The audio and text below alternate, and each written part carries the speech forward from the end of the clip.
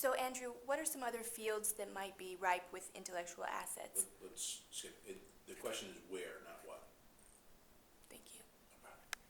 So where are some other fields that might be ripe with intellectual assets? Well, it's a great question.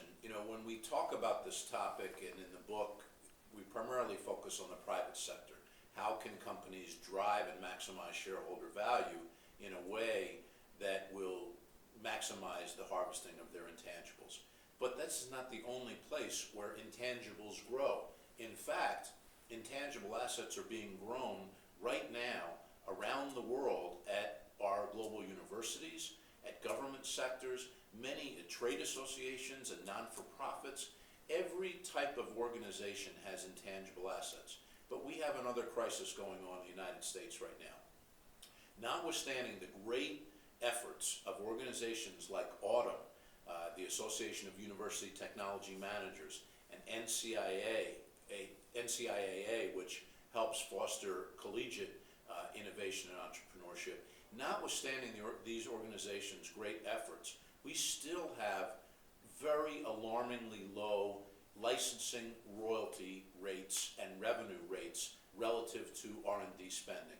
Do you know that Stanford is the #1 university for harvesting its intellectual capital if you look at total R&D spending relative to revenue from royalties each year, and Stanford is running at 7%. That's our best university in the world. Most major research universities, including local universities here like University of Maryland, are running between 0.5% and 1% of royalty revenue relative to total annual R&D spend. We've got to do better.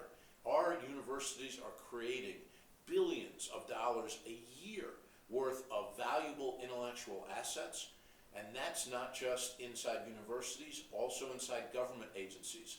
The great researchers at DARPA, at NASA, at our federal labs are all creating huge quantities of intellectual capital, at NIH, at all types of government organizations that we all pay for.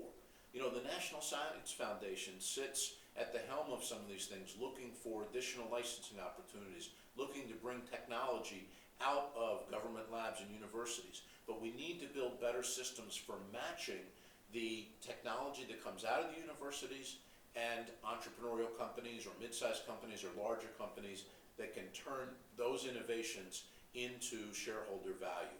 This is a global phenomenon, and again, these assets are not going to last forever. They all have windows of opportunity, and if we don't harvest them at the proper time, just like crops, they will rot on the vine, throwing billions of dollars of research and taxpayer money down the toilet every year. And that's not the kind of strategy we need to get our economy back on track. So in your book, you talk about being a global intellectual asset agrarian. What does that mean? Well, innovation, as we know, is a global phenomenon. It's not a local phenomenon. It's not a regional or even national phenomenon. Innovation truly knows no borders. You look at the success of Apple, of Google, and of so many of the companies cited in the book, Procter & Gamble, IBM. These are all global companies. When we innovate to help society, we're not innovating around state lines or city lines or country lines. We're innovating to help move the needle for society overall. So the first thing that intellectual capital agrarians need to do is think globally, to make sure that their crops are available with global distribution channels and with global intellectual property protection to the extent that they can around the country. But we also, as the United States, citizens and taxpayers need to be thinking about, have we lost some of our competitive edge? Have we lost our innovation mojo and some of the momentum that we had? We are the greatest exporter of best practices and knowledge around innovation, around entrepreneurship, around starting businesses, and yet some of the critical building blocks of innovation, we've lost our edge. You look at the STEM crisis, the number of young people studying science, technology, engineering, and mathematics in our schools, and it is alarmingly low compared to countries like China and India, where these students are light years ahead. But it's not just STEM. Look at languages. the number of Chinese children learning English is 10 to 20 times greater, if not more, than the number of young Americans learning Chinese. Same thing goes with a number of the emerging economies where they're much more aware of us than we are of them. If we're going to be a global citizen, if we're going to be globally competitive, if we're going to be a global intellectual capital agrarian, we need to think more globally. And it's not about leaning on businesses to export more. Every small business, mid-sized business and large business would like to export more. Our politicians say, let's grow through global growth. Well, that's going to begin with our children. That's going to begin with our educational systems. It's going to begin with us thinking more globally. I meet with company leaders who say, yeah, let's go to Russia. Let's export to Russia. And I'll say, well, that's great. Have you ever been to Russia? Do you speak any Russian? Do you have anyone on your management team that has ever stepped foot in the entire country? Or are you picking Russia because it's the second letter of the BRIC acronym? You know, the BRIC acronym is just a Goldman Sachs term made up years ago to refer to 4 companies whose GDP growth was growing at about the same rate.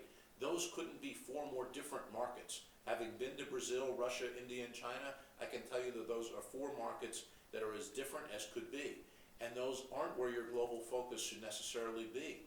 Go to the countries where demand for your products and services are highest. And there's a lot of exciting countries around the world that are growing at even faster rates than the BRIC countries, that may be easier to navigate through, that may have better intellectual property laws, etc.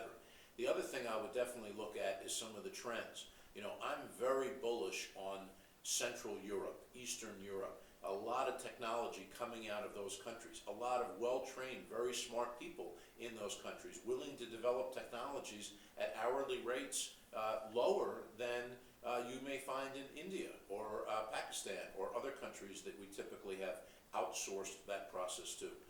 So being a global intellectual agrarian really means thinking globally, acting globally in your strategy, but also knowing something about the countries and the markets that you're targeting. Thank you.